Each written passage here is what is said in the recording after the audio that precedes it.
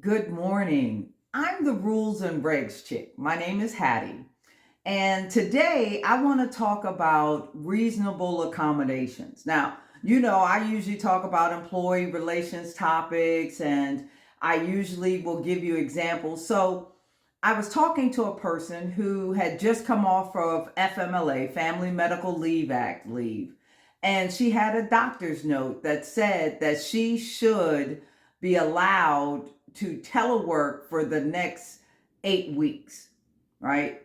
Because of the surgery and the need to recover and therapy and not being able to sometimes sit up for long periods or stand for long periods.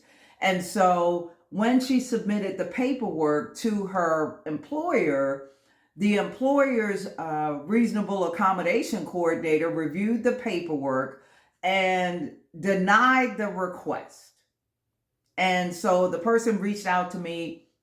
I mean, she was going in, and I can't believe that they denied me. Well, so that's part of the process. It's supposed to be an interactive process. So let's start there.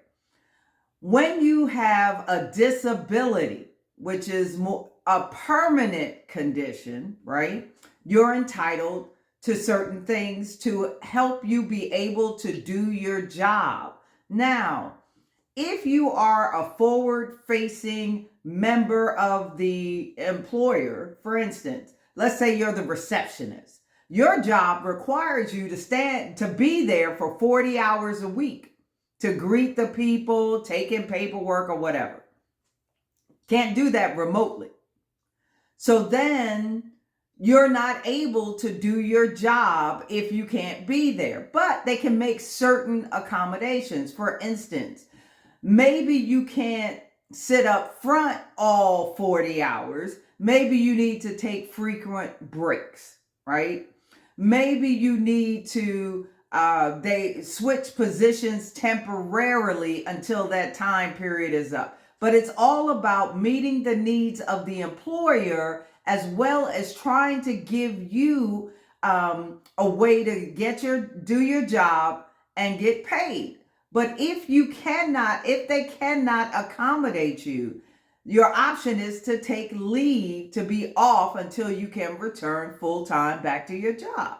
They don't have to give you what you ask for if they're unable to do so. Just because your doctor wrote a note doesn't mean that it trumps whatever the employer needs from you. And you got to keep that in mind. It's supposed to be an interactive process. You tell the employer, this is what's going on with me medically, not your supervisor, the reasonable accommodation coordinator. It is a person who has been designated to read this confidential information. They have been trained and all of that. You provide them a copy of your job description, and your doctor's note should indicate which of those duties you can't do. It can't just say you need telework for 8 weeks. No, you have to telework because of the following. They look through your job description, and the duties that are most important you're unable to do without a reasonable accommodation of some sort. The note should say that something like this person is required to lift 25 pounds. They are restricted to lifting no more than 5 pounds. So if you need to lift something more than 5 pounds, somebody else has got to do it because you cannot do that, right? That's a reasonable accommodation. That's something that points the employer to something specific so that they know how to help you. But that random, you need telework for 8 weeks until further notice, that's not good enough. So it needs to be specific. You need to take your job description to your doctor and say, hey, because of this condition, is there anything that I can't, or whatever's going on with me? Is there anything in here? I feel when I'm sitting at my desk, I need to stand up more often. I'm at a desk that's too low. My chair's too low.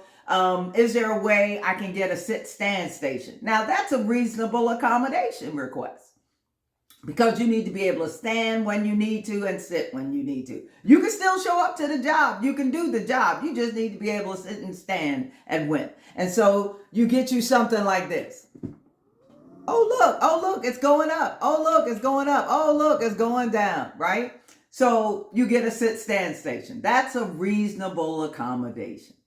So if you have questions, let me know, reach out to me. There'll probably be a part 2 on how to appeal or whatever. But for right now, if you have questions or you don't agree or you just want to chit chat with the rules and regs chick, pay attention to the last slide. It has all my contact info. I'm the rules and regs chick on IG. You can go to my YouTube channel, like and subscribe, like this video. So, follow me on IG and let's talk about it. All right.